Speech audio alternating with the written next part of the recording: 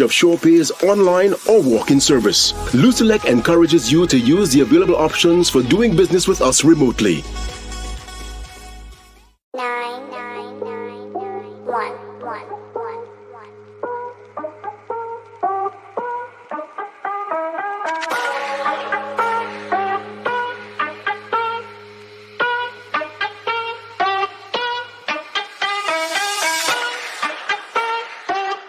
It's now! Bet and win with the new Let's Bet Sports. Place your bet at stlucialasso.com or any of our St. Lucia National Lottery agents island-wide. Place your multi-bet from $2 and claim your prizes at any of our agents island-wide. Betting has never been easier. Choose your sport, your team, and your bet amount. It's now! Bet and win with the new Let's Bet Sports. Brought to you by the St. Lucia National Lottery. Changing lives. Lucelec's remote options are... Good Sunday evening. My name is Elijah Williams, and welcome to our special Facebook Live, streaming from the page of St. Lucia Daily Post. And this evening we'll be delving into the belly of the Creators Alliance saga. What went wrong? How did it all unravel? How did it work? These questions we will try to answer this evening, and much more. And of course, to help us do that, we have some esteemed guests. We have Mr. Jervis Dabrio. He's the coordinator of the Grenada National Cybersecurity Incident Response Team, or CSIRT. We also have Ms. Alusha Faisal. She's the CEO of the Eastern Caribbean Securities Regulatory Commission. And we also have a merchant from the Creators Alliance, who we will call Zeke. For obvious reasons, we want to conceal the identity of the merchant. We'd also like to thank our sponsors for making this broadcast possible. We'd like to thank Lucelec, the power of caring. Let's Bet Sports, that's brought to you by St. Lucia National Lotteries, Changing Lives, and Brothers Cider, agents in St. Lucia, Order Shop, St. Lucia. Just to get through some housekeeping rules, we have our moderators in the chat, and they will be looking out for abusive language towards the panelists or the users. Please refrain from accusing anyone, and particularly name-calling in the chat, as we are in no position to verify what you would be saying. Of course, if you breach our housekeeping rules, you run the risk of being banned from St. Lucia Daily Post, from this live program, all right? So just keep it respectful at all times. And of course, we will provide you with an opportunity to ask questions as we go along in this broadcast. All right, so sit back and relax as we delve into the Creators Alliance saga. Of course, if you're not a follower to St. Lucia Daily Post, we would like you to do so now. Like, share, and subscribe. We're on various platforms. We're on Facebook, Instagram, WhatsApp, YouTube, and of course, the website, www.stluciadailypost.com. That's SAINTLUCIA dailypost.com. So we'll be back after this commercial break. Lucelec's remote options are available to serve you every weekday from 8 a.m. to 4 p.m. daily. Call or send a WhatsApp message to 285-6796, 285-7859, 285-3593, or send an email to customersupport@lucelec.com for assistance. Call 457-4433 to get bill balances. Use myaccount.lucelec.com for detailed account information and to make online bill payments using a credit card or debit card or online bank account. Customers may also take advantage of SurePay's online or walk-in service. Lucelec encourages you to use the available options for doing business with us remotely. 99111.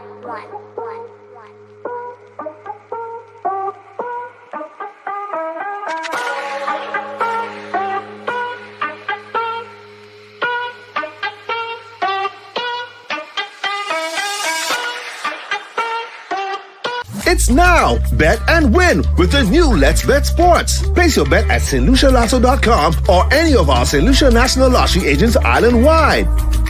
Place your multi-bet from $2 and claim your prizes at any of our agents island-wide. Betting has never been easier. Choose your sport, your team, and your bet amount. It's now. Bet and win with the new Let's Bet Sports. Brought to you by the St. Lucia National Lottery. Changing lives.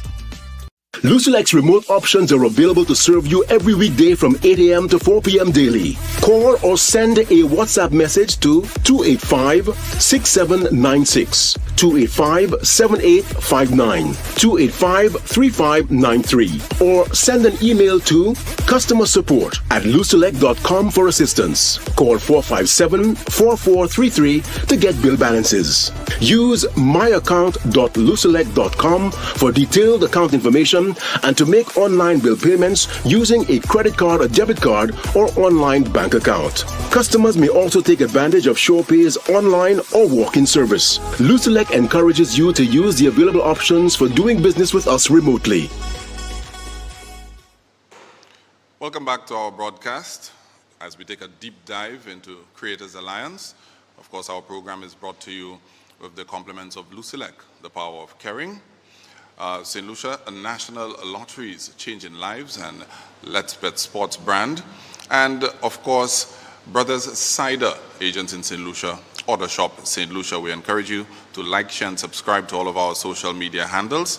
And particularly this broadcast, we'd like you to share it far and wide as we try to shed some light on this scenario. Let me start off with my first guest. He's Mr. Jervis Dabrio. He is the coordinator of the Grenada National Cyber Security Incident Response Team, or CSIRT. Mr. Dabrio, good evening. Thanks for joining us. Good evening, sir, and thank you so very much for having me. All right, let's get right into it. What is the function of your entity, and how long has it been in existence? The Grenada National Cybersecurity Incident Response Team was launched in May of 2022.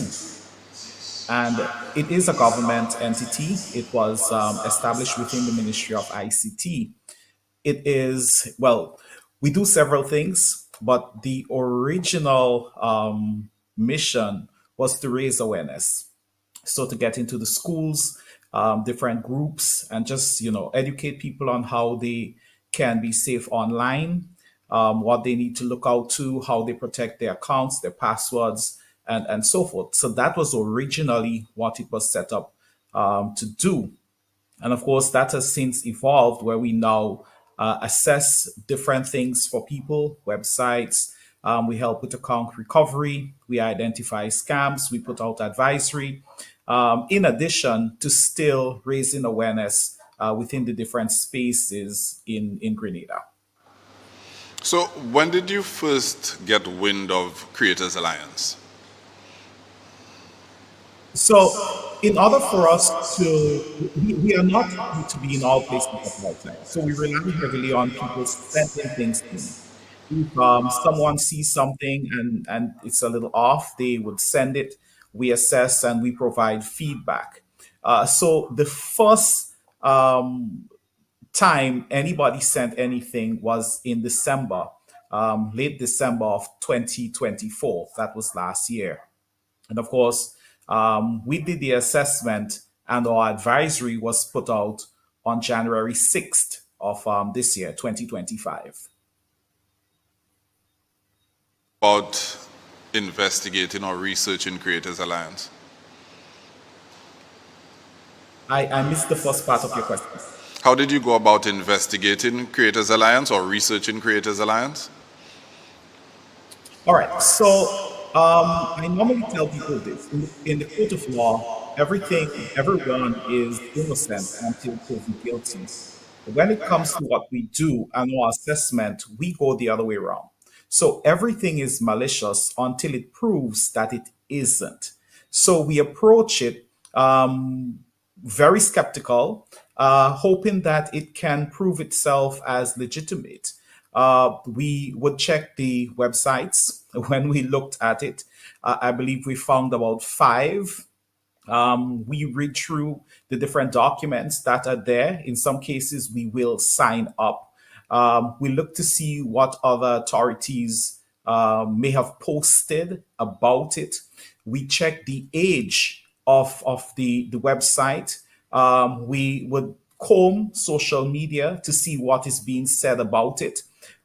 We check just about everything, hoping that whatever it is we are assessing is able to prove that it is legitimate. When it comes to Creators Alliance, there were just so many red flags from the get-go. That one, it was very easy for us to flag it and put out the advice. And you spoke about that advisory. You did speak to St. Lucia Daily Post in a previous interview, and you mentioned that an advisory was issued, I believe, on the 6th of January 2025?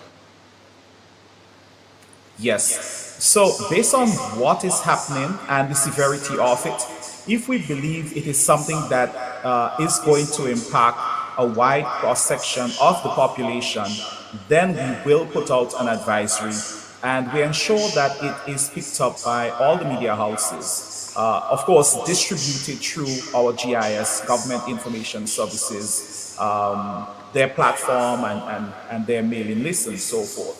So in the case of Creators Alliance, because it was actively, the recruiting was ongoing, it was active in Grenada, we put out the advisory and we tried our best to get it in all spaces.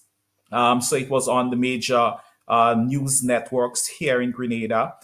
Some of the newspapers online, they picked it up as well. And that is in addition to other authorities actually sharing it, because I believe even our police force social media page, they shared it as well, just so people were aware that, hey, this is something that you should leave alone based on the investigation conducted by the National CSIRT. Issued only to Grenadians?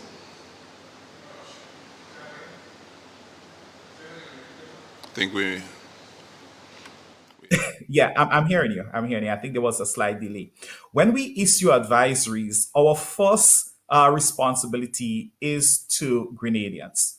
But we have, from time to time, shared the information with other entities. So, for example, in the case of Creators Alliance, the information was passed to CARICOM Impacts, right? It was shared with the GetSafe Online ambassadors as well. Because in the case of St. Lucia, for instance, there is no CSIRT to pass it to. The islands where there is a CSIRT or some form of cybersecurity response unit, that information was shared as well during the month of January. So yeah, we try as best as possible to look out for our neighbors, especially if we believe it is something that is happening in other spaces. Now, when we put out the advisory, we were not aware that it was as widespread in St. Lucia. We knew it was happening in St. Vincent and the Grenadines because one of the web addresses that we looked at was one that was shared specifically for the Vincentians. So you mentioned Caribbean Impacts. Are there any other regional or international agencies that you would have collaborated with after your review of Creators Alliance? Well, Impacts was early, as I said, that happened sometime in January. We also shared the information with the RSS, but that was a lot later. I think that was maybe early in March. They reach out. The thing is, we see certain things happening and we flag it for our citizens, but the mechanism to ensure that everyone in the region sees it, that is lacking, right? And so our thing is, listen, if you do not have a response unit in your space, then in when it comes to interacting with us, just tell us if we see something who we should send it to, and we will send it to that individual, to that entity. I know right now there are several St. Lucians who are part of our WhatsApp group. There are many who are following us on social media, on Facebook. So anything, and we've issued another advisory. One went out late last week, the week that just ended there. So I am hoping that people have seen it and they are paying attention to it. Do you have any idea as to how many Grenadians would have or may have been affected by Creators Alliance, even with the advisory going out? With the advisory having gone out, our estimation at the time of this thing going belly up, you're looking at just around 1,500 Grenadians who were involved in Creators Alliance or with Creators Alliance. And Grenada That's 1,500. And Grenada has a population of roughly 100,000 people there and thereabout? Just about around 112, let's say around 115,000. So we're looking at about 1% of the population. Of the population. Mm-hmm. Yeah. How many other territories, to your knowledge, were affected or impacted by Creators Alliance? Based on the people who reached out to us at the National CSUT, we know Cyprus was affected, Ohio, Texas, St. Vincent, St. Lucia, the Bahamas. So it's quite a spread. You mentioned some places there, but some of them are in Europe, the US. So this is a global phenomenon, if you want to call it that. That is what we have recognized. We had, as a matter of fact, 2 persons reach out from Cyprus, and they reached out wanting to know how they can recover their funds. Oh, Barbados should be added to the list as well. Wanting to know how they could recover the funds, look at what was happening, and of course we had to let them know, hey, we're the Grenada National CSUT. We do not have jurisdiction over there, but we have flagged it. We've identified it as a scam. So you need to get in contact with the proper authority in your space, whether it's a financial intelligence agency, unit, or law enforcement. The same thing was said for those from North America, from the US. As I said, we had a couple persons reaching out from Ohio and Texas, explaining that they have lost money as well. So are you aware of any other maybe international agencies that have been investigating Creators Alliance or have flagged them as a malicious entity? In terms of the law enforcement agency or those, that do these sort of investigation, at this present moment, I don't know if Interpol has picked it up or the FBI or so. I know in Grenada, we have a bit of a challenge because people are slow in reporting it to the FIU and to law enforcement. And that is one of the problems that we find happening, following successful cyber attacks and cyber crimes and these sort of things. People are ashamed to come forward and say, hey, I lost money, I've been scammed. And in some cases, if there are no complainants, then law enforcement is not just going to get up and do anything. But based on the spread, based on how widespread this thing was, I am really hoping that Interpol, maybe through the, on the prompting of the law enforcement agencies across the region, will take a look at this, and maybe even the FBI probably can get involved, especially with US citizens having been taken in this scam, as well. All right, we're due for a commercial break, so stay with the broadcast. Of course, we encourage you to share this broadcast because we are trying to inform, enlighten people, as well as uncover the truth about Creators Alliance. So we'll be back after the commercial break. 9, 9, 9, 9, 1, 1, 1.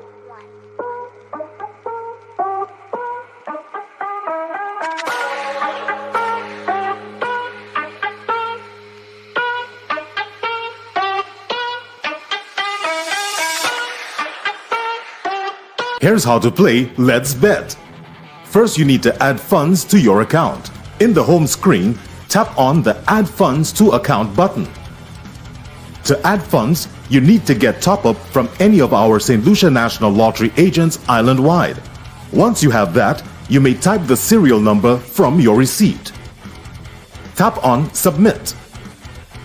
Now you can return to your home page and choose the bet you want to make. Tap on the odd which you think is best or select from the different types of bets we offer. Now head to the Place tab, select how much you want to bet, and tap on One Click Buy. Now you're ready to play in Let's Bet. Lucilex remote options are available to serve you every weekday from 8 a.m. to 4 p.m. daily. Call or send a WhatsApp message to 285-6796, 285-7859, 285-3593, or send an email to customersupport@lucelec.com for assistance. Lucelec encourages you to use the available options for doing business with us remotely. Welcome back, and thank you very much for staying with us as we take a deep dive into the Creators Alliance saga. Of course, the program is brought to you with the compliments of Lucelec, the power of caring. Let's Bet Sports, that's presented by St. Lucia National Lotteries, changing lives. And of course, Brothers Cider, agents in St. Lucia. Order, shop, St. Lucia. Don't forget to like, share, and subscribe to all of St. Lucia Daily Post handles. We're on Facebook, Instagram. There's a WhatsApp channel as well. We're on YouTube. And of course, the website, www.stluciadailypost.com. Right? We go to our second guest. Her name is Miss Alusha Faisal. She's the CEO of the Eastern Caribbean Securities Regulatory Commission. Miss Faisal, thank you very much for joining us this evening. Thank you. It's a pleasure to be here. I wish the circumstances were different.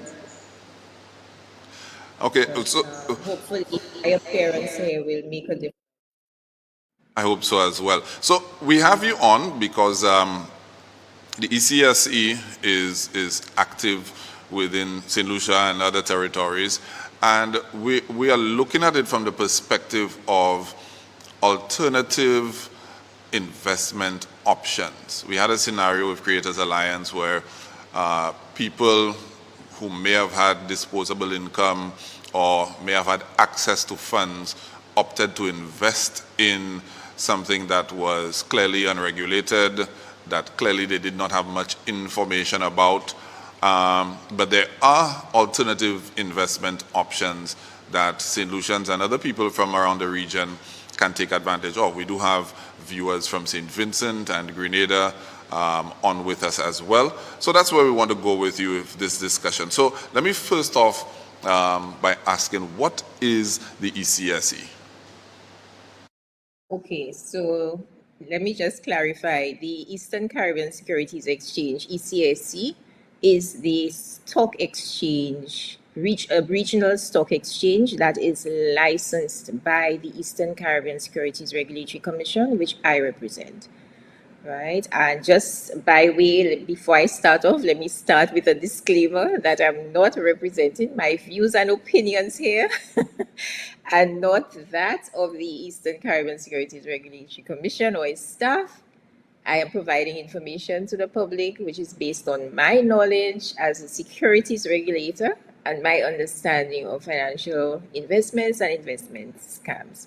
So the Eastern Caribbean Securities Exchange, or the Stock Exchange, ECSC as we know it, is a regional stock exchange that was established in 2001 at the start of the market, and it is licensed and regulated by the Eastern Caribbean Securities Regulatory Commission, the ECSRC for short.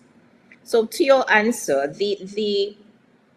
right now there are stocks that are available on the ECSC that are listed, and I want to talk about two new entities, what we call collective investment schemes or mutual funds, that were licensed recently by the Eastern Caribbean Securities Regulatory Commission. I believe they started in 2023 and 2024. I may be wrong on those dates, but they both started within the last 2 years or so. What these entities, or these what we call mutual funds or collective investment schemes in our law, they allow persons, ordinary retail investors like the policemen, the teachers, persons to invest small amounts of money. I think they're asking for like 100 US, I think is the minimum investment for these two funds. You can go to a broker and invest in those funds. The benefit of those types of investments to the ordinary retail investor is that it gives them one, diversification of their investment. And what that means is that you're not putting all your eggs in one basket, basically, right? It helps you to invest through those funds in a diverse range of investments. And that way, if one investment loses value or something goes wrong, you have a sufficient buffer because of the different types of investments that are available in those funds. And you have the benefit also of professional management of your funds. So in addition to authorizing these types of entities, the Commission also authorizes the management of those funds. We have licensed entities that are responsible for managing those funds. Mention of brokers. Would that be what we know as the investment banks, investment banking? Or what exactly would? Okay, right. Not exactly, but we have what we call licensed broker dealers, and I will mention a few of them. These are by no means all. We have in St. Lucia, First Citizens Investment Services Limited, Bank of St. Lucia, as well as in Grenada, we have Grenada Cooperative Bank. In St. Vincent, we have Bank of St. Vincent and First Citizens Investment Services. These are, in the case of First Citizens, it is a financial services company that is licensed as a broker dealer. What that means is they can open accounts, investment accounts, and receive funds from investors. And they also provide investment advice into what types of investments are available, and also assist you if you want to buy and sell securities on the ECSC. You would go through a broker, one of these entities, which is a broker dealer, to be able to do that. The broker dealers also would sit with you and give you investment advice. If you have, for example, if we go back to the case we're talking about now, Creators Alliance, if someone approaches you and says, invest, put money in this, the first question you would need to ask is, are you regulated by the CSRC if it is an investment? And if they say yes or no, you also have the option to go to a licensed broker dealer and say, this person has approached me. Can you give me some more information about what it is that they're offering me? Can you help me to understand the product? Can you help me to find out whether it is regulated or not? So, there are options available, and it's unfortunate that, a lot of persons don't know about these types of, don't have this type of information, which is why we see time and again, we see, these types of scams happening. Yeah, interesting you would say that, because I think the average person on the street sort of hear stock exchange, they're thinking that's big money and you need to have loads of money so that you could participate. But you just made mention of having a minimum investment of, let's say, $100, and you made mention of a mutual fund.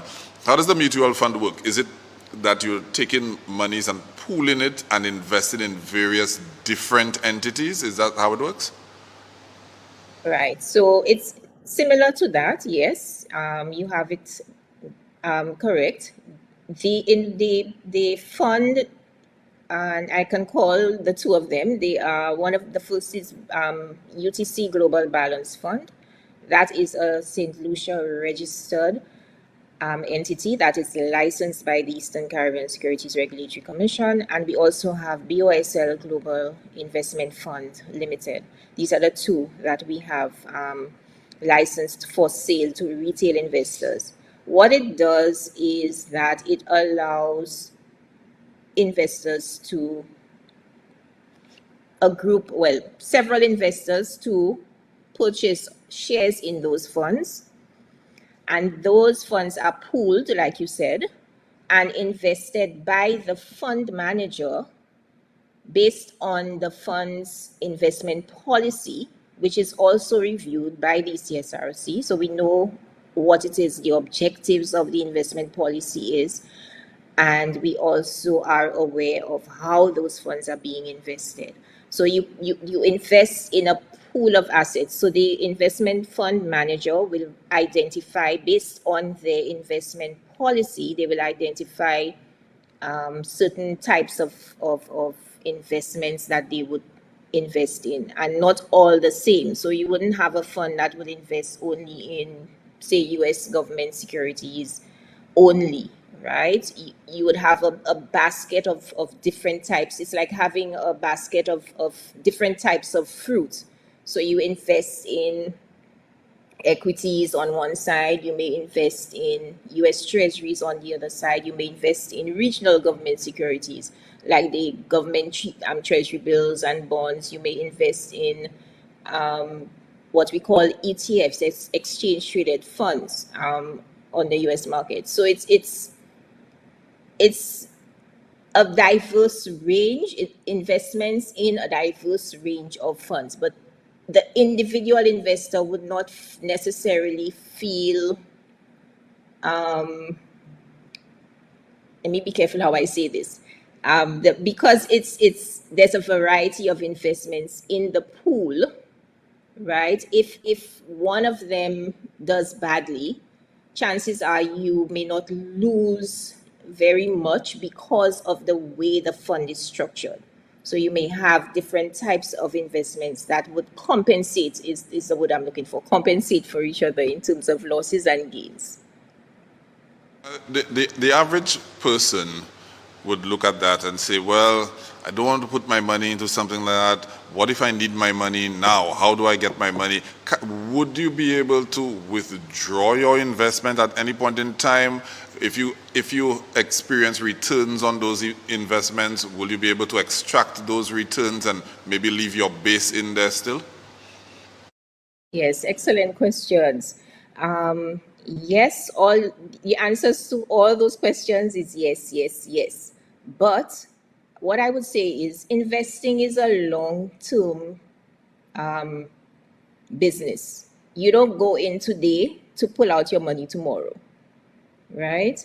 You go in with the intention of maintaining that investment because you have different investment objectives. You may be investing for your child's education when they may be in kindergarten now, and you may want to invest so that when they turn 16 or 17 or 18, you can send them to university. So, people have different goals for investing. And what we say is that you cannot go into the stock market and expect to make $1 million. Invest today and make $1 million, pull out your money tomorrow, right? And I think that's where a lot of people got caught in this creative alliance. Investing is a long game, right? There are gains and there are losses, but you have to be able to get good advice, or you should get good advice, so then put your money in the proper investment that will work for you. I'm not saying there that the investments do not have any risk. They do. However, if you are properly guided based on your investment objectives and goals, you can achieve what you're looking for in the long run. So the long and short of it is that yes, if you invest in those funds, you will be able to. They do repurchase your shares if you need money. In the event that you need to pull, you would need. I wouldn't say pull out, but you need money in a hurry. Yes, you can. You will be able to do that. They can buy back those shares. And, but we would encourage you to, if you're investing in that type of entity, that it is a long-term kind of thing. You get more gains over the longer term. Yeah, speaking of gains, I think that's probably going to be a point of interest for a lot of our viewers. If I put my money in a regular savings account, I'm getting 2% interest. If I put it on a fixed deposit, I may get about 3.5, depends on the terms agreed for that sort of thing. So what sort of returns are you looking at in those sorts of mutual funds, etc.? Just sort of an estimate, an average of what sort of returns that one could experience on those investments. It's difficult to say right now, what the returns are. I am the regulator. I'm not, I don't run those funds. And so the best person to speak about that would be, the fund managers themselves, right? But, the whole idea is to pool your funds, invest in a diverse range of investments, and help you to achieve your financial goals. So at this point, I cannot say that you can get 3, 4, 5%. That's not, I'm a regulator. I don't look into those details. That is really for the fund manager. And I would encourage, your listeners to get in contact with either Bank of St. Lucia, BOSL Global Investment Funds, or UTC Global Balance Fund. They're operating in St. Lucia at the moment. You can call their offices tomorrow to speak to the manager there, and you can get all the information about the fund, how it operates, and of course, they can give you some idea of what the returns are. All right, Ms. Faisal, thank you. Stay with us. We're due for a commercial break. When we come back, we will be speaking to Zeke. He's one of the merchants from Creators Alliance, and we'll hear from him and get some insight as to everything that went on with Creators Alliance. Stay tuned. 9, 9, 9, 1, 1.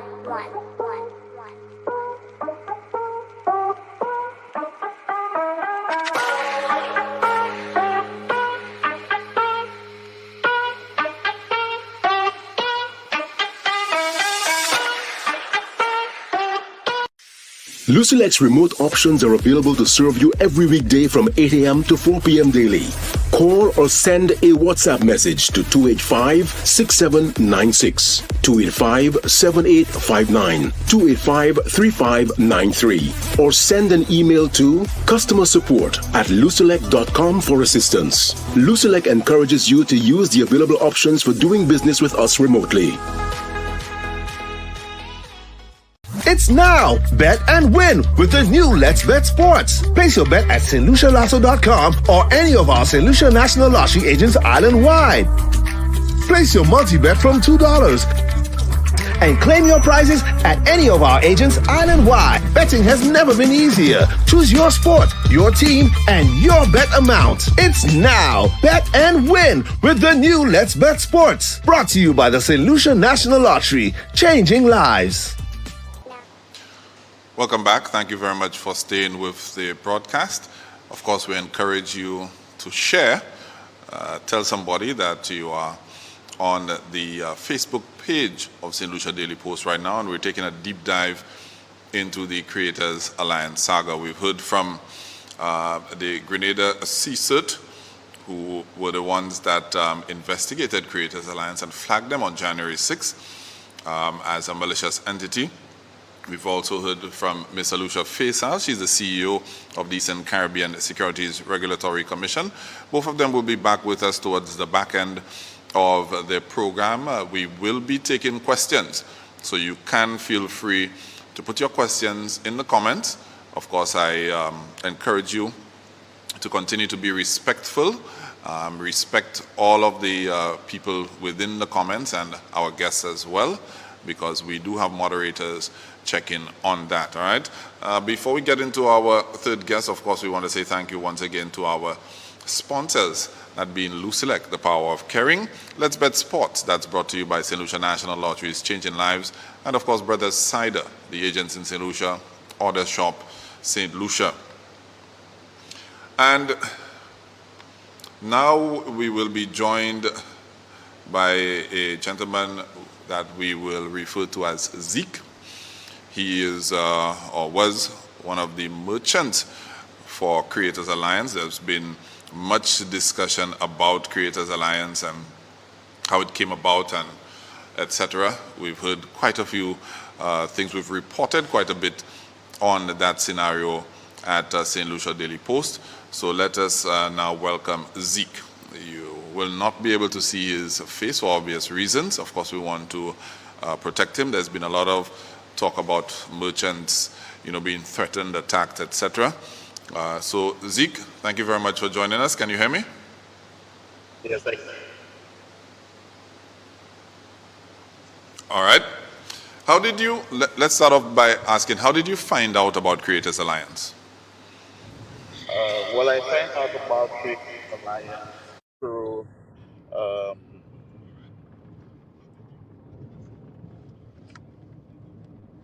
you can hear me?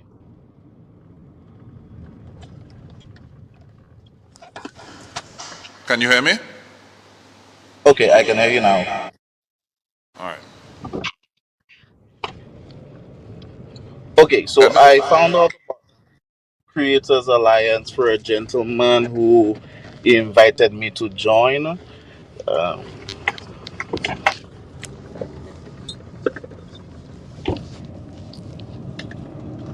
Frame are we looking at there?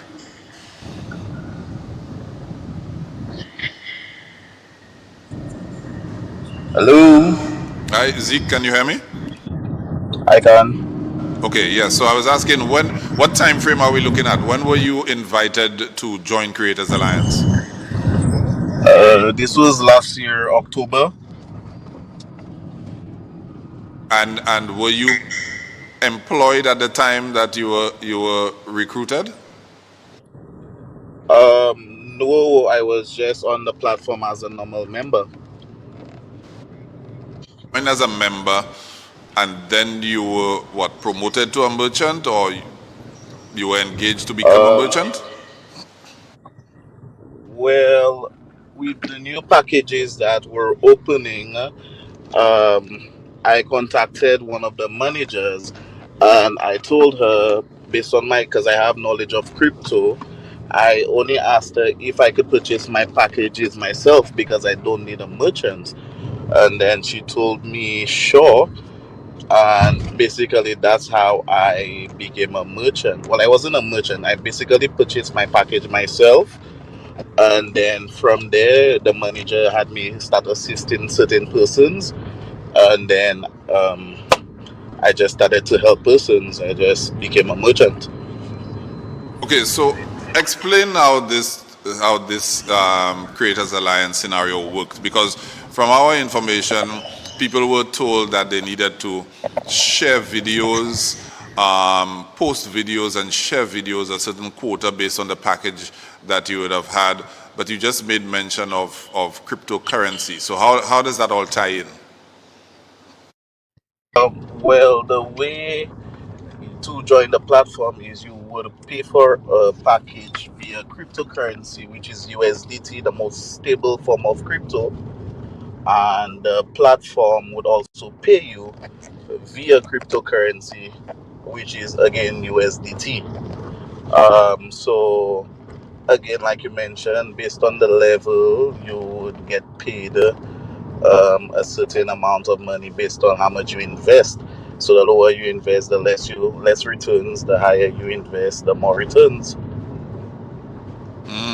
So you would invest and that money would be turned into cryptocurrency. When you needed to withdraw, it would be converted back into Eastern Caribbean dollars. Am I understanding you correctly? Okay, so this is where the merchants came in. So anybody that needed to start or join the platform, they would have to go through a merchant because again, the normal member would not have knowledge of cryptocurrency. They would not know how to transfer funds. They would not know, well, they wouldn't know about cryptocurrency basically. So when I joined, um, when a friend of mine told me about the platform, because that's how you join. A friend would refer you to the platform. When the guy told me about the platform, I had to contact a merchant. I sent him the EC. He converted it into cryptocurrency for me, and then he sent it to whatever wallet address that they were using, and then a receipt was sent to me that I had to contact a manager to activate. So that's, and the first time I got paid again, they paid you via USDT, which is cryptocurrency. So the normal member do not know how to convert that USDT into EC dollars so that they can actively use. So I had to send it through a merchant, send the USDT to the merchant, and then he paid me in EC basically. So he bought the cryptocurrency from me. So did these monies go through a regular bank account, or was everything housed within Creators Alliance?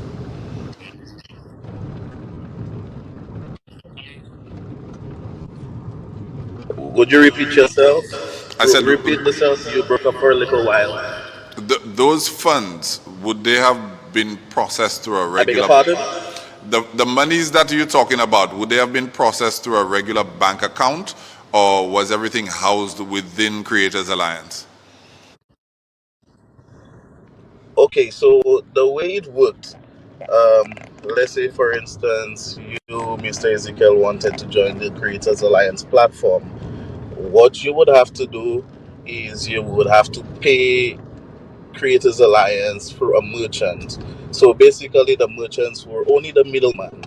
So you, let's say the smallest package, which was free, you wanted to invest into it, you would give the merchant 380 EC. The merchant in turn would buy USDT for you, send it over to the crypto wallet address, and they would send you a receipt saying that you've paid a receipt after, and you'd also get what is called a TX ID, which is a transaction ID. That's something that when you look on the blockchain, it would show you the information of the transfer. So that's the two things that you needed to start off. But again, merchants don't have access to Creators Alliance account information. So the member would then have to contact one of the 4 pictures or one of the 4 white faces, which were called managers, and they would have to verify that information for the member. So the member would send them a screenshot on the app as well as the transaction ID, and they would message the manager, and the manager would say, okay, your review has passed because they received the funds.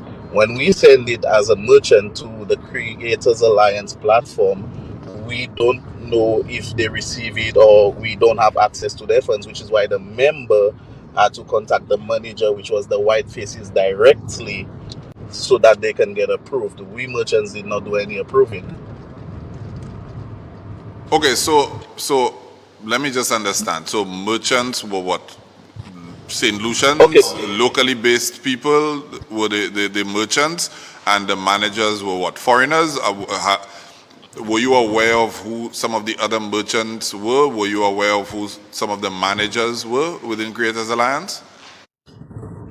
Well, there were 4 main managers. There was Mila, which that's the one that was circulating with some racial slurs. There was Natalie, Karina, and another one. I don't really know which one was the other one. And merchants could be anybody that has knowledge of cryptocurrency that can buy or sell USDT could be a merchant. It could be locally, it could be internationally. As long as you could be a merchant if you wanted to buy your crypto yourself, you could have. Managers were not St. Lucians. Yeah, there were St. Lucian merchants. Obviously, there were St. Lucians who know how to purchase crypto. There were St. Vincent merchants, Grenadian merchants. I guess there were merchants in Texas, all over the world. You mentioned that there were 4 managers. The managers, were they St. Lucians as well, or? Because you No, mentioned white faces. When you say white faces, what does that mean? Were they white in complexion or? so the managers were four individuals who nobody really knew. They only communicated to us via WhatsApp or Telegram. So nobody actually knew it. I mean, for all it could be a man sitting down in a basement somewhere, But the managers, the personas were four white individuals with four pictures, and that's who we knew them as.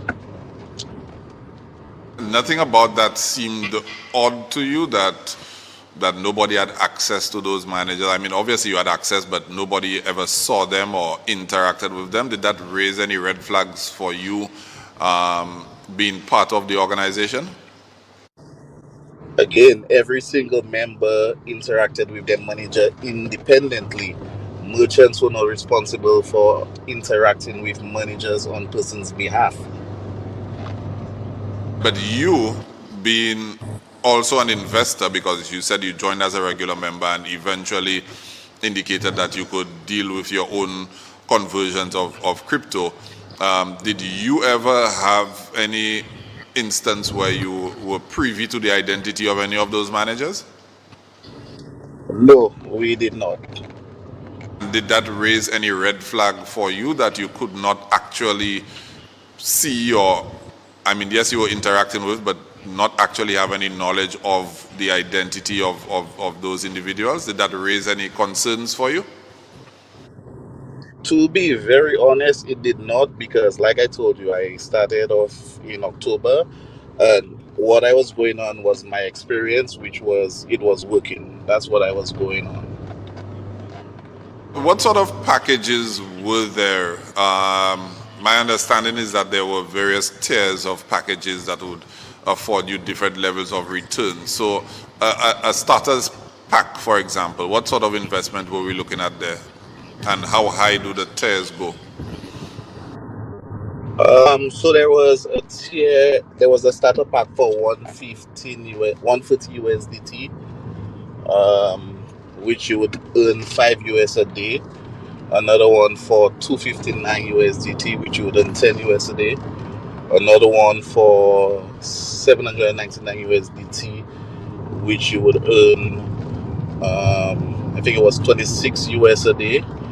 And recently they started to open up some new tiers, which were some higher tier levels, which is 1999, 3999, 6999, and so on and so forth. So you said 130 USDT. So roughly how much is that? Would that be in Eastern Caribbean dollars? Well, 130 USDT is about 380. The managers priced it at 380 EC. Okay, so somebody could invest for as little as 380 EC dollars. That's correct.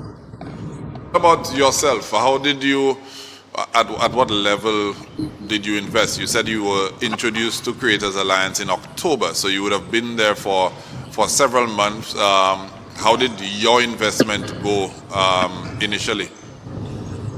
Well, I lost a ton of money because, well, when I started on the 130 package because I had my doubts. I was skeptical, even if my inviter showed me that he withdrew. I mean, as soon as I reached 6 days and I made 30 US, I withdrew. I got my money. I was like, okay. I waited a month. I got the 150 at the end of the month. I was like, okay. I waited another month. I got paid. I was like, oh shit, that actually works. And so then I decided to go with a higher package, which was the 1999 package. And I actually took a loan for the 1999 package. And then, I got into the 1999 package. A month in, I realized they opened up a new package, which was the 399 package. And I hopped on it. But again, since I saw it was working all those months, I never actually withdrew from the app. I just kept my money in there. um, because it was cheaper to upgrade your package from the app than to actually buy USDT. So I just kept my money in there. Um, so I kept two sets of money in there, just letting it build up with the app up until that whole taxation thing came about, and then the final closure of the app. So I never had the time to actually withdraw and make returns of my latter investments, which were the bigger investments. Okay, so we've been hearing merchants being threatened, people asking for merchants to reimburse them. Have you had any such experience? Is it a scenario where people are at you, people that you've recruited into Creators Alliance are at you to refund them any monies? Well, the persons that I recruited were very understanding of the situation because they understood the role of the merchant, and they understood that, we personally don't have anybody's money. It was all sent to the Creators Alliance crypto address. And so my recruits were very understanding of the situation. It's more persons out there, I guess, that join in the latter end that didn't have time to make returns on their investment. And I wasn't. I got a few persons threatening me and asking for their funds back, but when I explained to them the situation, some were understanding, but there's other merchants you know, that has received death threats and that can't even leave the house because the situation has gotten so bad because persons don't understand that merchants were not responsible. Because I think I listened to a podcast or where some person said the merchants left the groups. I wasn't in any of the groups, I was in Telegram, but they said something about a merchant left the group, key merchants left the group. But what that was supposed to be was key managers left the group because it was the managers who started kicking everybody out. Merchants, a lot of the merchants didn't have any access to, group functionality. It was the managers, which was those white faces. They were the ones who kick persons out of the group and kicks the merchants themselves out of the group as well. So if you needed to, well, as far as I'm aware, there was an office operating for Creators Alliance. Is that where you would have gone to make any sort of withdrawals from your account? No, individually, it got to a point where, again, that was a smart move on the managers' behalf because it got to a point where the managers' excuse were they were busy, they had a lot of persons working in, so they urged inviters to assist members with their withdrawals. So you, as a member, your inviter was supposed to teach you how to withdraw your money, walk you through the process, that kind of a thing. The merchant who opened up that office, to my understanding, I think there was an office before that would teach you how to. I think that was some way Sunny Acres or that kind of a thing. They would teach persons how to sign up to the platform because, again, we merchants believed in the platform just as much as the normal member, so we thought it was there to stay. So we just wanted to share that opportunity with everyone. So the persons who opened up the platform, they just opened it up just to allow persons who may not be technologically savvy, like older folks, to come in and then help them with the platform. Actually, how did you actually receive the money? Were you paid in cash? Did you go to the office and receive cash? Was the money put onto some sort of card that you could pop into an ATM and withdraw from? How exactly were you able to withdraw the funds? So again, every member had to put in the crypto address onto the app. So when the Creators Alliance paid every member, they paid them onto the crypto address. Could it be Binance? It would be Kraken, CEX, whatever platform of the member's choice, they would have to put in their own deposit address, and every member would get paid on their deposit address. But when they get paid, obviously they got paid in crypto. So a lot of persons don't know what to do with that crypto. So that's where the merchants came in. So all the merchants did was just convert that crypto to EC for them. So they would send it to a merchant's wallet address, and we, the merchants, would pay them cash for that crypto. Merchant would give them physical cash when they needed to withdraw. That's correct. Okay. So in terms of the merchants, though, how would you access that cash? Would you have had some sort of account at one of the financial institutions, at a bank or what have you, so that you could access that cash? How would you access that cash to pay the individual?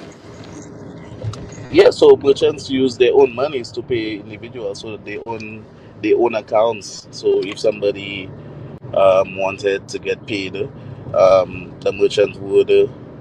So let's say you got paid 100 USDT and you needed that money, a merchant would buy that USDT from you. So you'd send it to the merchant's wallet address. They would send you the EC they would either send it to your account if that's what you wanted, or if you wanted cash, they would deliver it to you. That kind of a thing. Okay, so I think we're due for a commercial break. Please, Zeke, stay with us. When we come back, we will have some more discourse on Creators Alliance. And of course, as I indicated, feel free to put your comments or questions in the chat. Just be respectful, and we will delve a little deeper into this Creators Alliance saga. Stay tuned.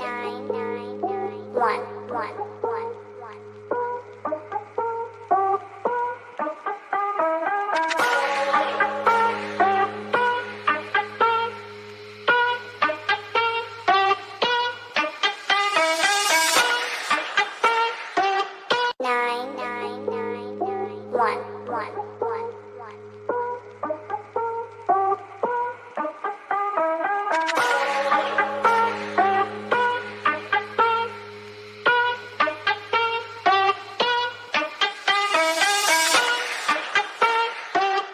It's now Bet and Win with the new Let's Bet Sports. Place your bet at StLuciaLasso.com or any of our St. Lucia National Lottery agents island-wide.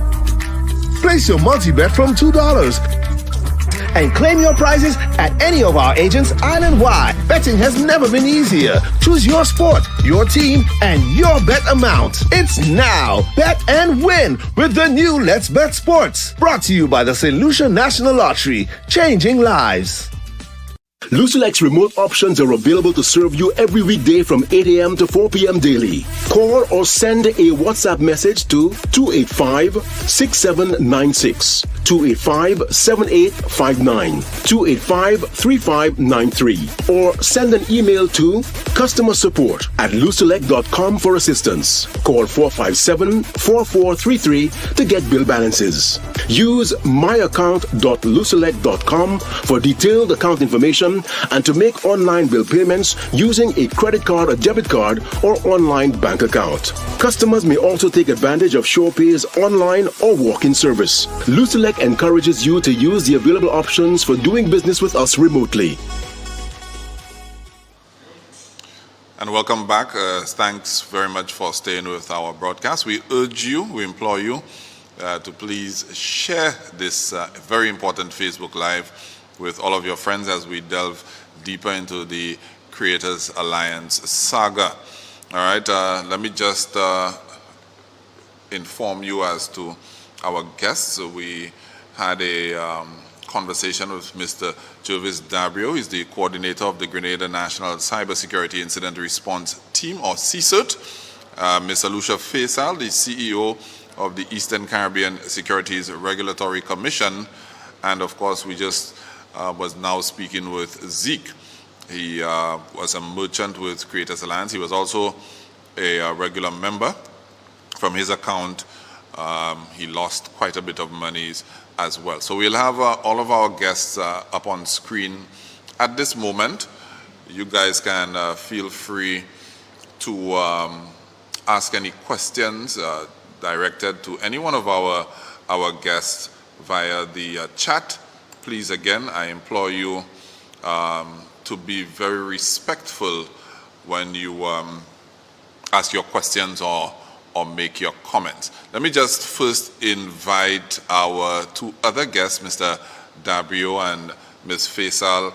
Are there any questions that either of you want to ask of Zika? Is there anything that may be amiss to you based on the conversation that we just had? Ladies first. Wow. So many questions, so many things, so many red flags in what I was hearing. For example, what is it that you were investing in? Is it, I understand, I hear that you give money, it's converted into cryptocurrency and you get paid back. What is it that the company was doing that would allow them to pay you? That's the question I have. What were you told that the company, what is it that they were doing that would allow them to be able to pay you back? That's my question. Okay, so the company advertised themselves as an advertising agency. So what we were told were we were getting paid off views from the apps.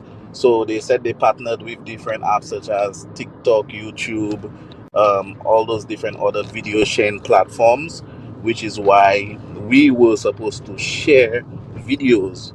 So the way it was designed, what they told us was every time based on that, because this copyright package they told us we were buying.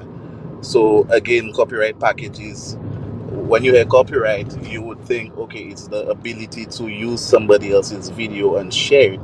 So in there, what they sold to us was you share videos, you bought the copyright, so the more views that those videos get, when the company gets paid from those views or from those advertisements, that would have been where the money was coming from to pay the members.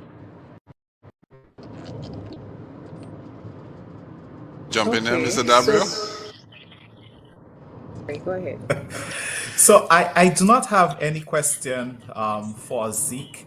In several of the interviews I did back in January, I pointed out that Creators Alliance claimed to have arrangements with major streaming entities. Our investigations show that those did not exist. There was no contract with YouTube, none with Vimeo, none with TikTok. It did not exist. And of course, in those interviews, I also pointed out that it was madness for anybody to believe that they could get $5 for a video view when, one, Google does not charge you to create content. Google pays less than 10 cents per view. So if you have 1 million views on any of your video, you're not getting paid $1 per view. Google pays less than 10 cents. And Google is one of the largest advertising companies in the world. I mean, they're right up there with Meta. So I don't have any questions in terms of the madness that was happening. What I can say is this. In my time at the National CSUT and having put out quite a bit of information educating people, conmen will tell you that their marks, they don't look for the red flags. They look for what they can get. And even though all the red flags are there, they're still going to pull the trigger. Clearly, people do not understand that with Ponzi schemes, people are going to make money. People are going to make tens of thousands of dollars, and some are going to lose hundreds of thousands of dollars. That is how Ponzi schemes work. It's the same thing with pyramid scheme. You do not start running a scam by scamming people from the get-go. You need to entice them. You need to encourage them to encourage others. You need to get them to go to the next level. And of course, they become, a little greedy. I think I might be looking for a more politically correct word here, and they get caught with their pants down and lots of their funds in there. So it's all that he said, on all the red flags based on the comments on Facebook that I am seeing. Those are things that the National CSUD here in Grenada pointed out across the different media houses back in January with the interviews that were done. Faisal, you wanted to add to your previous question? Yeah, I'm a little, yes, still taken aback. But I'm a little concerned that people would simply give up their hard-earned money to people that they don't know, based on, and the returns to me, whatever it is that they were giving, didn't seem so high, because normally in these types of schemes and scams you get high returns, and I don't think that $5 a day is I've seen worse. That's what I'm saying. But what concerns me is the fact that people were willing to take their money and give it to persons that they did not know, that they had no idea who they were, and people who are, basically unknown to us, unknown to you as an individual. We always say that the first thing you ask is whether you are regulated. Do you have a license? Are you authorized? Because anybody who takes money either has a banking license or they have a broker-dealer license. They're an investment company. That's the first question you ask. Are you licensed? And who is your regulator? Because if you're taking money from people, you have to have a license, unless you're buying and selling a product. But if you're simply taking money from people and you want to invest, you need to have a broker-dealer license. If you're taking money from people and you want to give them some sort of savings account, you have to have a bank license. So that for me is even more concern. That's the where I have the major concern. There were an office or two, to my knowledge, not sure if there were two, but at least one. You made mention of the Gable Woods office. Who established those offices? Was it the merchants themselves, or was it the managers who established those offices? Even before I answer, I would like to point out that I am not an advocate for CA, because I was fooled in that scheme along with all other merchants. So again, that's why I like how Mr. Caprio said that he already have the answers to those questions, because again, we merchants fell for that scheme. Thanks to CA, like the young lady is saying, now we know that there's licenses that needs to be had and all that kind of a thing. But to my knowledge, I can only speak of my knowledge. I believe it was the merchants themselves that opened up the offices, and the managers promised to reimburse those merchants, which they never got reimbursed for, to my knowledge. Is it a scenario where the business was probably not even registered? Are you aware if it was a registered business operating in St. Lucia, or it was just merchants engaging managers and deciding to establish those offices? Well, some time back, I think in January, I saw there was a registration document circulating. So even that had me thinking as an individual, hey, those people registering, like, it seems they probably on the right track to doing something legit. You understand? but that was just my opinion. I did see a registration document, like a business name, how do you call it, a business registration document in circulation in St. Lucia. As to who applied for it, I cannot give you that information. I don't know. The picture that I saw had it crossed out. But Okay. may I jump in? I think this is classic fraud, right? And what I would want to say is that when we should not simply take things at face value. I think for us now, the world is with AI and crypto and digital assets. We have trust but verify. Always verify. And there are ways and means that you can find things out. For example, the ECSRC's website, ecsrc.com, www.ecsrc.com, we have a complaints procedure on there. There's a complaint form you can file and, simply go in there and ask a question.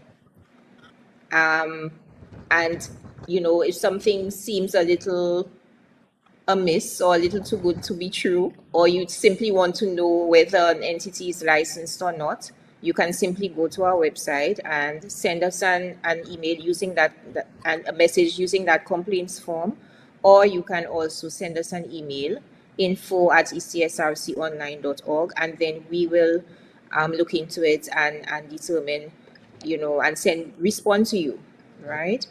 But it just shows that we as regulators, we have a lot more work to do when it comes to educating the public as it relates to those types of things. And I really want to applaud the Grenada Cyber Unit for what they were able to do, even though I know that they put something out in Grenada, but yet still a lot of persons still got caught. It just goes to show that we need to do a lot more as it relates to education and raising awareness of these types of things. Zeke, I want to ask a question. And I'm glad. Speak. Okay. Well, I was about to commend um, the miss, because again, the average St. Lucia person would not know information. So again, really like how right now those that's one of the reasons that I decided to join, because I think that if persons were given the correct knowledge and sensitized to the information, and they would know how to find that information, again, we wouldn't get caught up in that kind of a thing again, you know because I actually called the FIA, I think sometime in February, and when I first called them, they told me that anybody that can answer any question of Financial mine. Intelligence Agency, the That's Financial correct. Intelligence Agency. That's correct. So Okay. I called them sometime in February, and the first time I called, they told me that anybody that can help me available there in a meeting.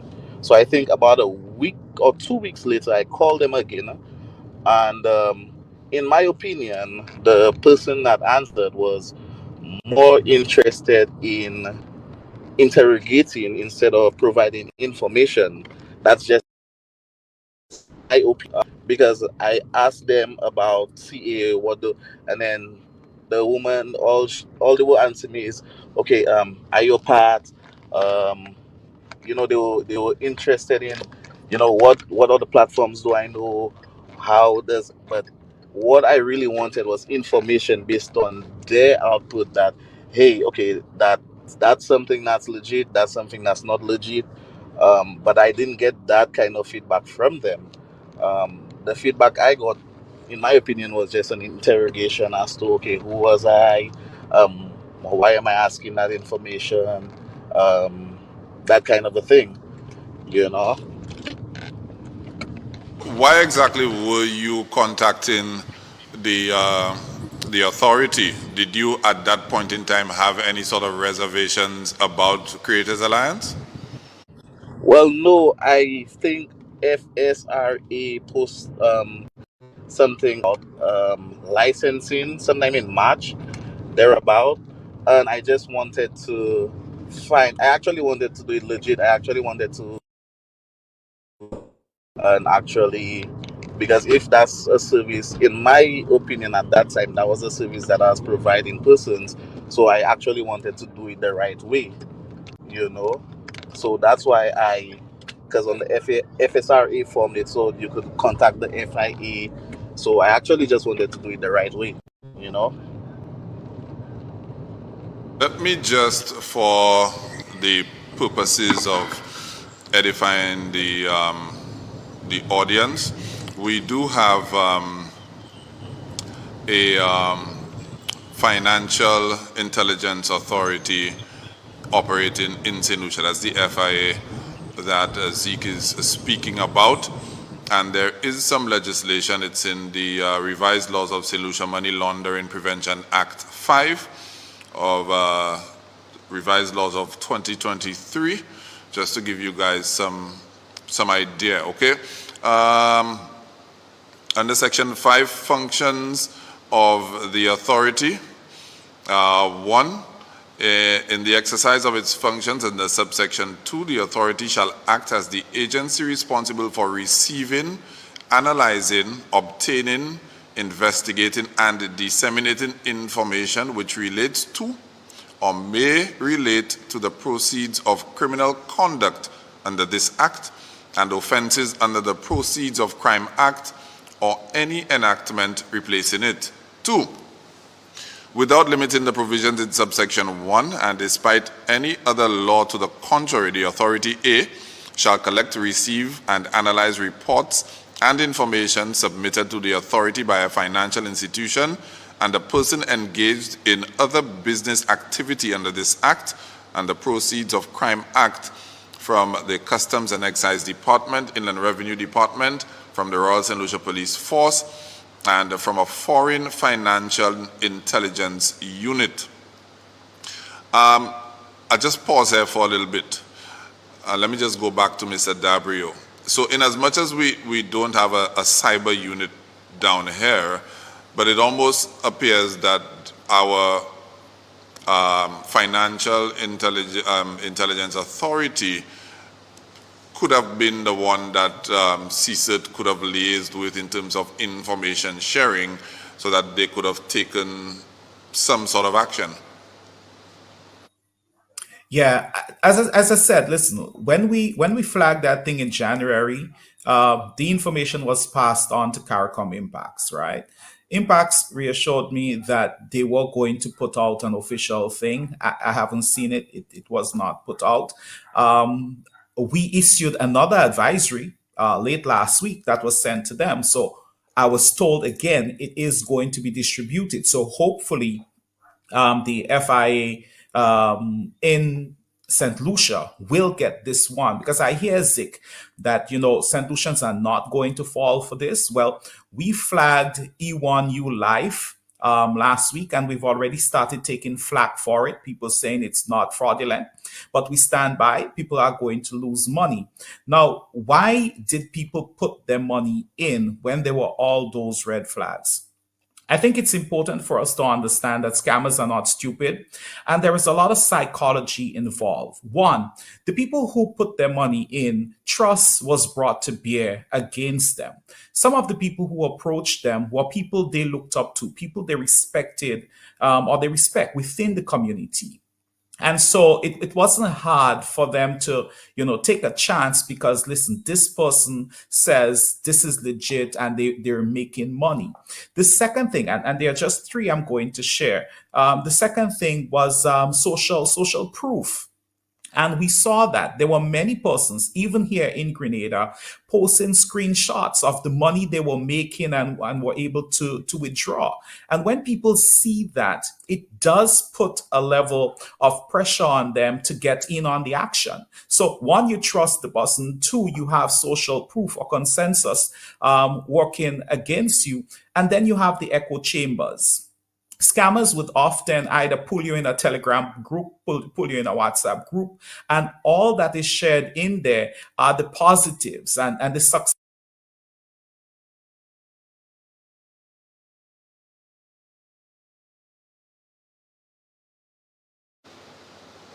Think we have. Think we've temporarily lost Mr. Dabrio there. Zeke, let me just come back. Let me just come back to you and ask a couple of questions here. Let me just remind our viewers that you can post your questions in the comment section, and we will see how we can get around to having them answered. All right. Let me ask you, Zeke. Now that all of this is unraveling, we've seen reports from the Bahamas, for example, where merchants are possibly going to be prosecuted. Is there any concern on your part that you may be facing any sort of legal action or penalties if there's any investigation that ensues from this Creators Alliance fallout? Well, of course, there's concern on my end because, again, all all we wanted to do was just help persons. That's all. That's all we wanted to do. Persons, we just wanted them to get an extra source of money. Because I myself paid for a few persons to join, just because I wanted them to, make some sort of extra money for themselves. And now with us, it's like, okay, we're facing legal actions, death threats, and all that kind of a thing. So we, my concern is, how did that come about? Just trying to help persons out, you know. Um, again, again, there is concern. I would like to say because, like I said, I actually contacted them because I see they put out the release. I wanted to get a license because we genuinely thought that, that was going to be something that's there to last, you know, and I wanted to. I think we all wanted to do it right. It's just that it didn't go as planned. Okay, and of course, if the authorities do launch an investigation, would you be willing to come forward and assist with that investigation? Most definitely. I think all the merchants, because they have other authorities that have, um, so like on our end, we've already submitted those different wallet addresses that were tied to the CA app to the other, to the crypto, like, so when Binance and the CA, whatever it is, we submitted all those wallets that were tied to see it. They either paid through or we paid them to.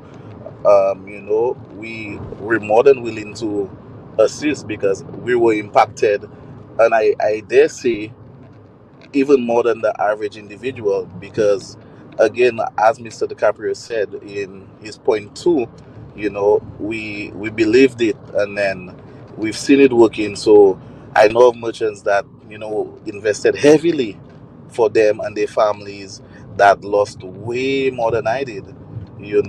So at the end of the day, we were all victims of the situation. So we're more than willing to assist in any way possible. Again, which is why I decided to come up and have the conversation with you guys, just to try to sensitize the public, give out any information that I can. But it's just that I can only give out from the knowledge that I have, or my experience. I cannot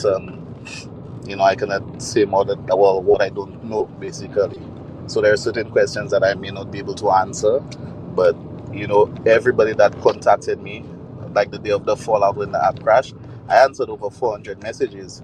I was up the Wednesday morning at 1 a.m. still answering person's messages, just trying to, you know, direct everybody or assist everybody in the best way that I knew how to.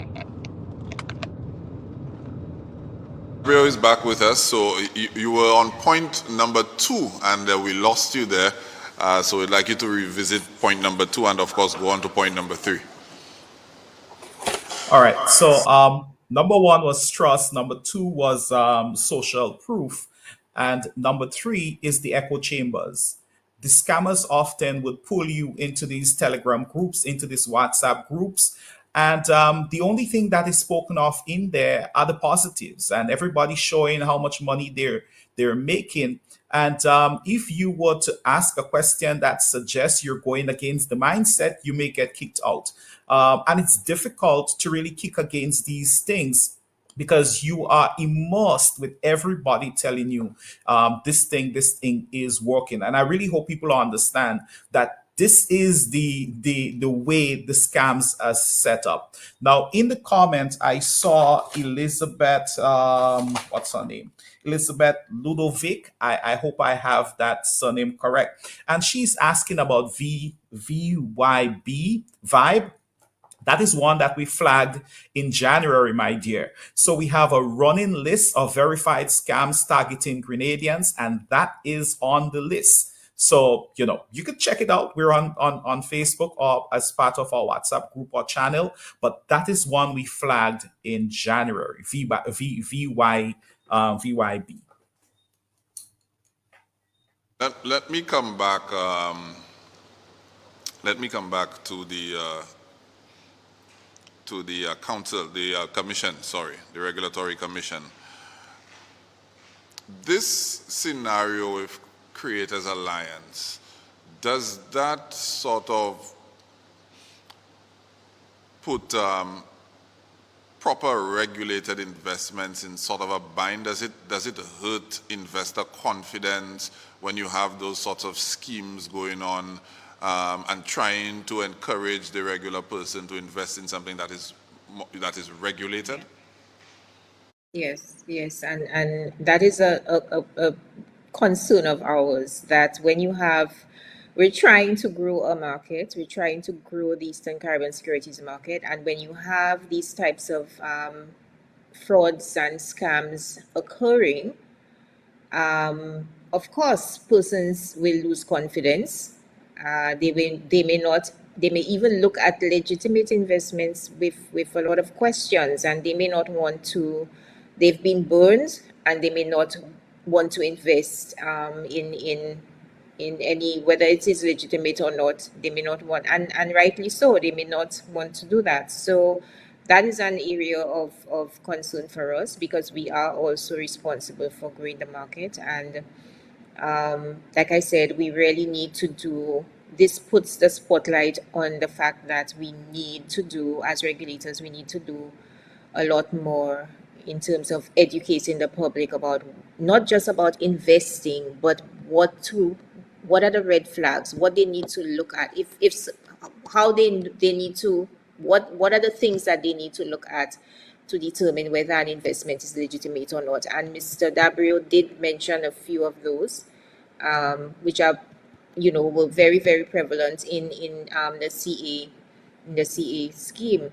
So I think it calls for a region-wide approach, because what happens is that we see things happening in one country, and they don't have to take LIAT because to get to the other countries, right? Everything is online. They don't have to take any plane or boat to get from Grenada to St. Vincent, and from St. Vincent to St. Lucia. So everything is happening in real time online, and we as regulators, we have to really try to see how we can get ahead of those things. We thought at the ECSRC during 2020, we had our eyes open, and there were several of those going around up here, up north in St. Kitts, where I'm resident. And actually, I'm St. Lucian and I live in St. Kitts. We had a lot of those schemes and scams during 2020, and we sort of, we were ahead of them. We got out in front of those, and we were ahead of them during COVID. But it seems that, we may have taken our eyes off the ball a little as, COVID has eased, and so we really need to get back behind and really pick up our surveillance and perhaps work with institutions like the Grenada Cyber Unit and the FIUs. There has to be an all of society and all of authority approach to that. The educators, the regulators, the police, the enforcement, because that's the only way we can get ahead of that. As well, Ms. Faisal, he spoke to the use of cryptocurrency, and I know a lot of St. Lucians, maybe Caribbean people, I don't want to speak outside of, I only have a feel more for St. Lucians. There's a reservation about cryptocurrency. It's been around for a little while, but there's a big reservation about it. To your knowledge, is cryptocurrency in the basket of investments that one may have within a mutual fund? How safe is cryptocurrency to your knowledge? Well, I can tell you from my knowledge that the funds that we have licensed and authorized are not investing in cryptocurrency. Cryptocurrency is very, very high risk. That's why people make a lot of money. Where there's a lot of risk, you can make a lot of money. And what persons need to understand is that in most instances, cryptocurrency is not regulated. It is not backed by any major currencies. That is different to what you a DXCD, the digital EC dollar. That is different, right? It's a currency it's a digital currency, not like Bitcoin, because it's backed by the ECCB and their reserves. But most cryptocurrencies are not regulated. In fact, the US SEC is still trying to determine how to regulate. A lot of regulators around the world are still trying to figure out how to regulate these types of assets, right? So having said that, I would say to persons that you have to be very careful and seek advice from a licensed professional before you invest in those types of assets.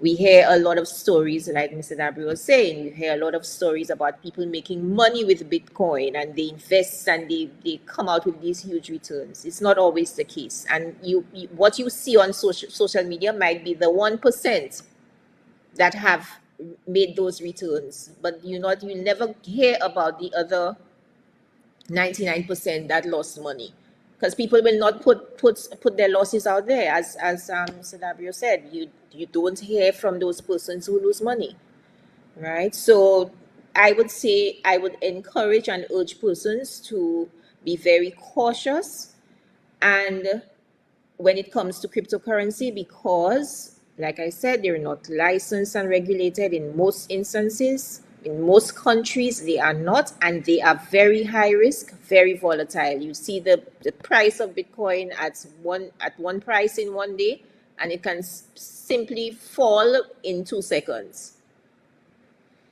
See some, comments. Can I, if I go ahead, Mr. Dabri. If I can, yeah. So because we've been tracking a few scams, and what we've found is the scammers now, they are using legit cryptocurrency, and hoping that people, when they look into the cryptocurrencies, they would say, hey, yeah, but this is legit.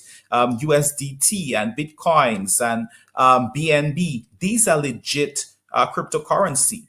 So it is not so much about what cryptocurrency is being used, although yes, there is high volatility, lots of risk when it comes to some of these scams, but it is how is the money being made outside of whatever cryptocurrency they're pushing.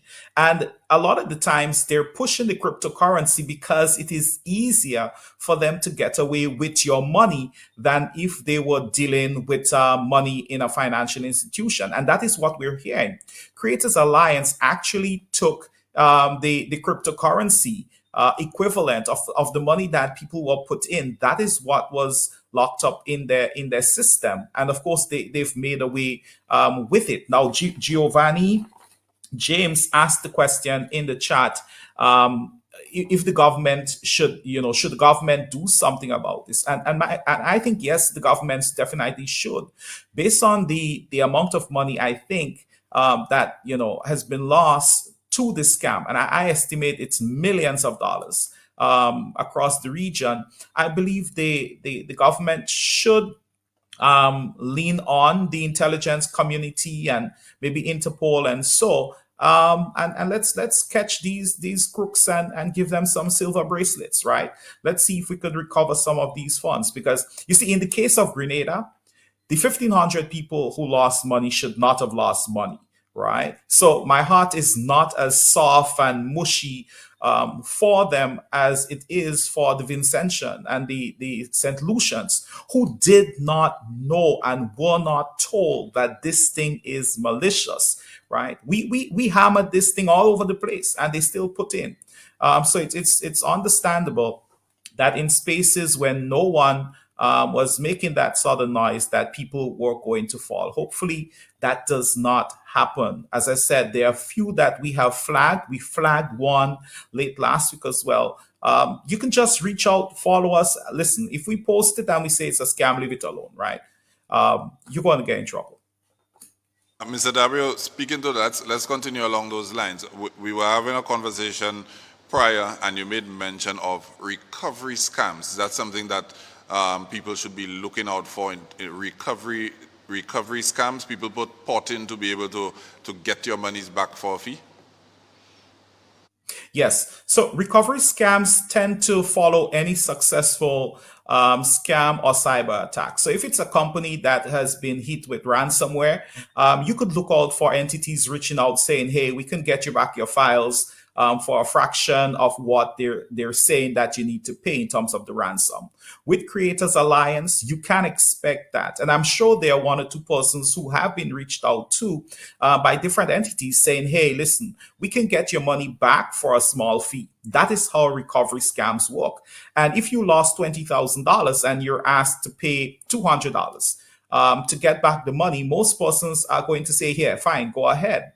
Not realizing that in most cases, this is not how recovery agency and so work. They're very tight contracts. In some cases, the fee, it comes from what is recovered. You don't pay a whole heap of money and so upfront. So you look out for these things. And I would imagine with the amount of money that some people lost, that they may have gotten those calls, those messages, or those messages and calls may be coming within the next few days, the next couple of weeks, saying, hey, we can get the stuff back. Please, again, verify before you send any additional money. Recovery scams hit you twice. And in some cases, it is the same entity just pretending to be something else. Or it might be another bad actor working in collaboration with the first set of crooks that took your stuff.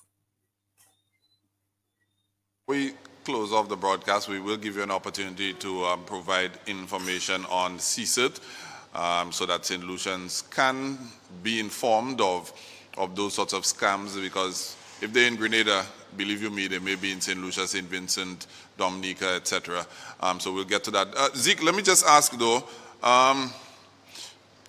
after this conversation, what is your takeaway? Any regrets? If you had known differently, would you have done differently? What's your take?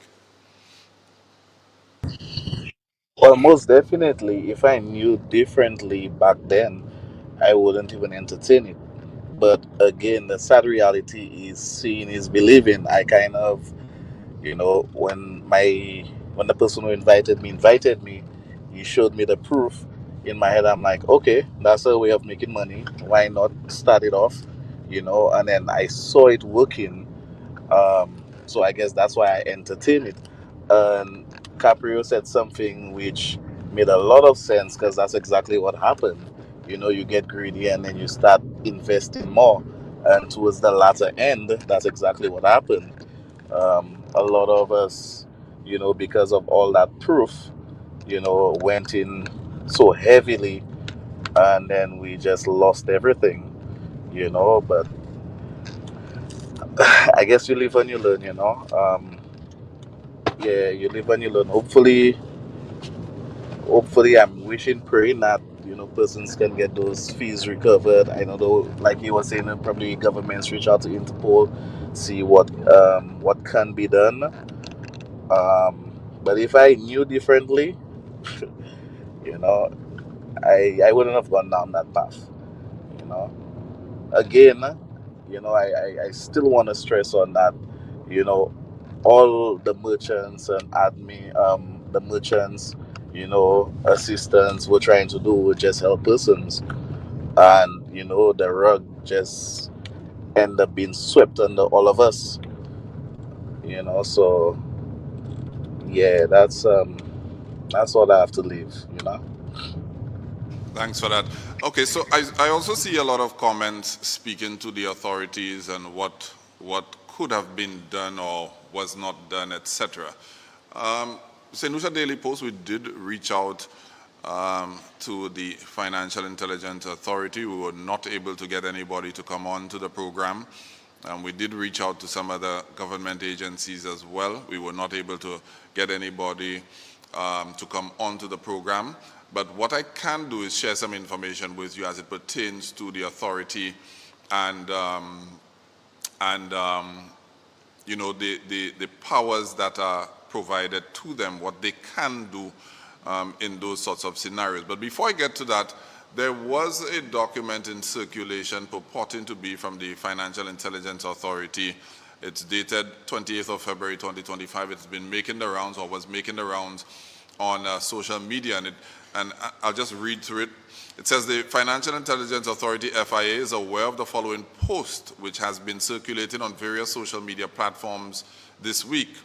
And the post quotes, "Good day all. After the FIA had a meeting among themselves, it was established that Creators Alliance is not in breach of any financial laws of St. Lucia, and it was a genuine avenue for earning an extra income. Their only advice for members is to comply with the bank's policies and regulations because the FIA has no control over the bank's policies and regulations. The FIA states categorically that the allegations contained in this post are completely false and is being used to spread misinformation to the public.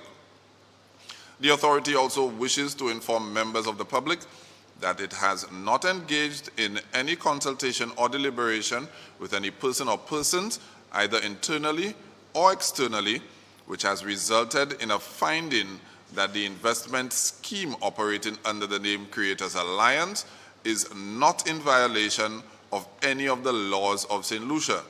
The authority disassociates itself completely with the false statements being attributed to it in the post.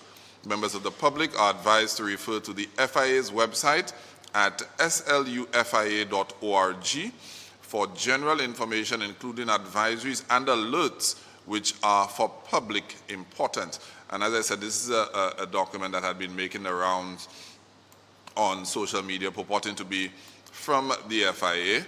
I can tell you, when we visited the website slufia.org, it doesn't appear to be functional. So from this missive, it would appear that there is no place for St. Lucians to visit in terms of getting general information, including advisories. But I'll go a little further, and I want to read to you guys from the Act once again, the St. Lucia Money Laundering Prevention Act. It's the article number 6 on there. Powers of the authority.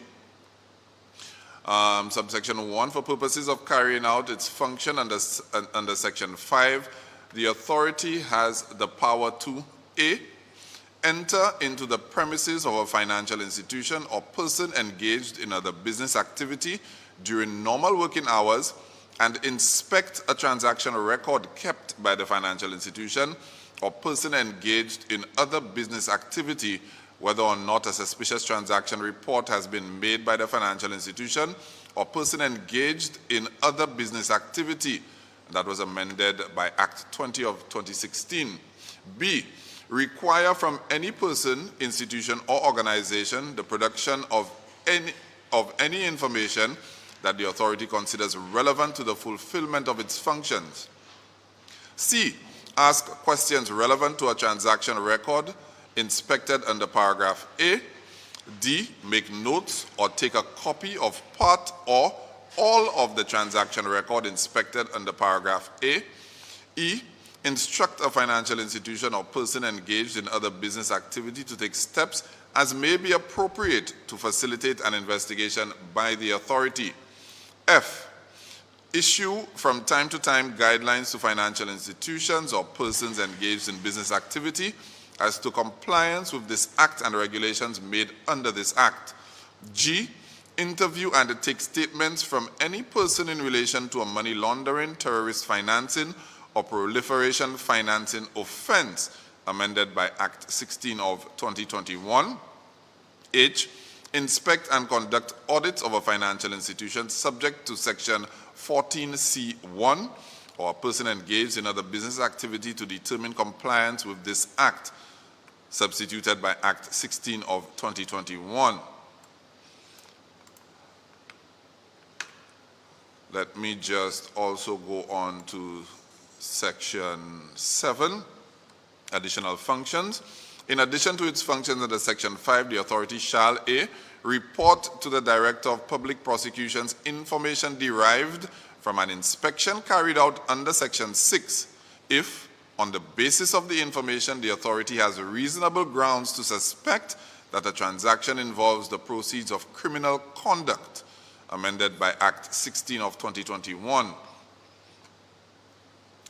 So, I read all of this out, and St. Lucia, you can be the judge as to whether or not our Financial Intelligence Authority dropped the ball on this one.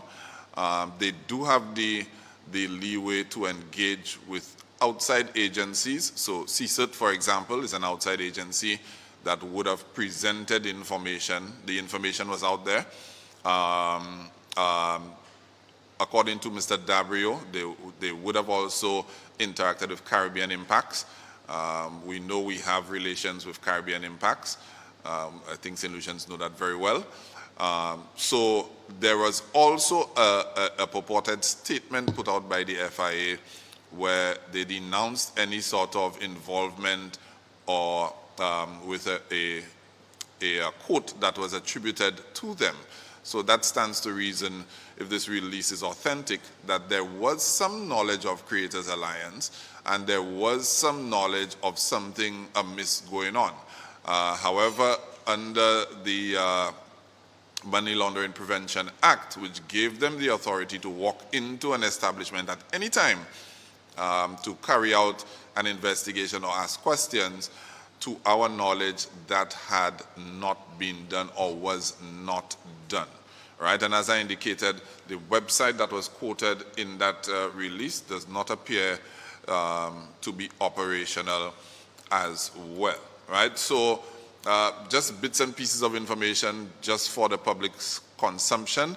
So you could be the judge. You will determine as to whether or not you think the authorities could have done more to assist St. Lucians in terms of this Creators Alliance fallout. Mr. Dabrio, I also want to come back to you. I happen to be one of those that is in the CSIRT group, and I realize you guys just put out a release, was it Thursday, I believe? E1U Life, that's the latest release that you all put out, advisory. Can you speak to that? Yeah. Yes. So that one again, nothing is. When it comes to these things, right? One of the questions you must ask is, how is the money being made? So I am getting these huge returns. How is the money being made? My family and I, we invest on the ECSC. So we know how the money is made when government put out these, the stocks and these bonds to raise funds, right? I can tell you how it's made. With this new one, E1U Life, the money is being made when new money comes in, right? So there is no product, there is no investment, there is no nothing. You get money because new money comes in, and when new money comes in, you bring in new people, they have to bring in new people, and after a while there aren't going to be enough people to bring in. It is going to collapse. That's how pyramid schemes work. So at the National CSUT, we're big on educating people, trying to empower people, so the bad actors would know, hey, Grenada is off limit, St. Lucia is off limit, take your nonsense, go someplace else. So if I could give a bit of advice, moving forward, one of the questions you must ask is, how is the money being made? Then you ask, who is behind it? It's clear, based on what Sik said, people who were in this thing from the get-go very early had no idea who they were dealing with. I remember in January when we're winding down the program in any event. So these are the takeaways. I want to, from a personal standpoint, just express to persons that there are no winners in this. I've seen some of the comments in the Facebook live chat where some people have said, yes, we knew it was a scheme, but we just tried to get some money out of it before it collapsed. We just didn't know when it would collapse. You're either a victim or a perpetrator in this sort of scenario, because the monies you would have made would have been at the expense of somebody else who was joining at the lower end of this scheme. So there are no winners. If you have benefited from Creators Alliance, if you are one of those who has drawn more than you have put in, and you feel some sense of justice because you feel like, well, I wasn't scammed, I knew it was, you are actually a perpetrator. So I just ask you all to be more vigilant when it comes to those sorts of schemes. Look out for the red flags, and we have our guests back, so I'll just ask Mr. Dabrio to just inform us as to how we could get on to Grenada CSUT so that we can stay informed as to the happenings as it pertains to cybercrimes. All right, so I don't know what is going on with my internet connection tonight, but it has been a little iffy for the last couple of days. So our social media handle is at CSUT GND, that is CSIRT GND. So you can look us up on Facebook, Instagram, YouTube. That is our handle, CSIRT GND. But if you are on WhatsApp, then I encourage you to send a WhatsApp message to 1473 423 2478. Again, 1473 423 2478. Just send a WhatsApp message to our WhatsApp number and let us know you'd like to be a member of the WhatsApp group or the channel. And once you're in there, you'll see what is being put out as soon as it is being put out. As a matter of fact, stuff tends to get in the WhatsApp group before it gets on Facebook or Instagram. And of course, if you go to the channel, you would see everything that was posted previously. So 1473 423 2478. That is the WhatsApp number for the Grenada National CSUT, and our social media handle at CSUT GND. We're easy to find. I'm sure if you just look up Creators Alliance on Facebook, the Grenada National CSUT is going to pop because of all the things we've been putting out since January on it. All right. Just before we close, let me just say a special thank you to our sponsors. Without your assistance, we would not be able to bring this very important broadcast to St. Lucians, and that being Lucilec, the power of caring. Let's Bet Sports, as brought to you by St. Lucia National Lotteries, Changing Lives, and Brothers Cider, agents in St. Lucia, Order Shop St. Lucia. We did reach out to several sponsors. I think those really saw the benefit in the education drive that we wanted to bring out here. Yes, there is a saga surrounding Creators Alliance. We would have heard from Zeke, and thankful for him sharing his experience with us. But even more so, what we wanted you guys to get out of this program is, one, alternative investment options. And we heard from Ms. Faisal there, who is the CEO of the Eastern Caribbean Securities Regulatory Commission. So we would have wanted you to have that information on alternative investment options. And of course, Mr. Dabrio, who joined us, the coordinator of the Grenada National Cybersecurity Incident Response Team, or CSIRT, and he would have informed you as to, little red flags to look out for, to be more vigilant. And of course, I'm pretty sure if you contact CSIRT, if there's something that you think is suspicious or you think is malicious, and you contact them, I'm pretty sure Mr. Dabrio and his team would be very willing to check it out. I hope I did not jump ahead of myself there, Mr. Dabrio. So yes, we have had instances where people reach out from other islands, from other territories, whether it's a vehicle they want to import and they just want to know whether the entity is okay. They want to do this online course. They want to know if the university is legit and we will check it. The only thing is it falls in queue behind Grenadian stuff. So if yours come in and it's the only thing that's there, it gets checked almost instantly. But if yours thing and then something from a Grenadian comes in, then that takes precedence over yours. And there is no charge. So even for Grenadians, this is something that the government put together to help people. And in cases where there are no CSIRTs, then we extend our services as well. So yeah, you can reach out. Yeah. Thank you very much for joining us this evening. Zeke, thank you very much for joining us. Mr. Jervis Dabrio is the coordinator of the Grenada National Cybersecurity Incident Response Team, or CSIRT. Ms. Alusha Faisal, she is the CEO of the Eastern Caribbean Securities Regulatory Commission. And I am Elijah Williams. Thank you very much for joining us on this broadcast tonight. Brought to you by St. Lucia Daily Post, your trusted source for news. Please like, share, and subscribe to all of our handles. We have a WhatsApp channel. You can just search for St. Lucia Daily Post on WhatsApp and look to join the channel. You can also subscribe to our website, www.stluciadailypost.com. That's SAINTLUCIA dailypost.com. We are also on Facebook, Instagram, and YouTube. By the way, this video will be uploaded to our YouTube channel for ease of reference. So we still encourage you to go and share this content. Tell your friends. It's very important that we be our brother's keeper and we don't fall victim to another scam like Creators Alliance again. All right. Thank you very much for joining us and enjoy your evening. 9999111.